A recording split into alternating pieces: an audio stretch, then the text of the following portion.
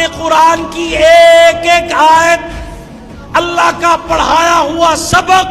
ہمیں یہ کہہ رہا ہے کہ مسلمانوں اپنی صفوں میں اتفاق لے کر آؤ، اپنی صفوں میں اتحاد لے کر آؤ۔ پورا عالم اسلام بالعموم اور وطن عزیز پاکستان،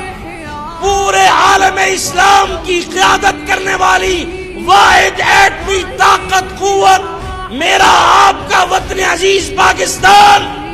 یہ 1447 اے امت اسلام پاکستان میں بسنے والی یا 56-57 مسلم ممالک کی عوام، اللہ کا قرآن پکار پکار کر یہ کہہ رہا ہے کہ اپنے مشترکہ دشمنوں کو پہچانو، اپنے اندر کی اپنی صفوں میں انتشار، افتراق، اختلاف، جھگڑے، بدگمانیاں، یہ سارے سلسلے،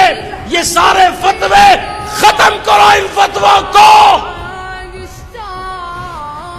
انہوں نے امت کو نقصان پہنچایا ہے۔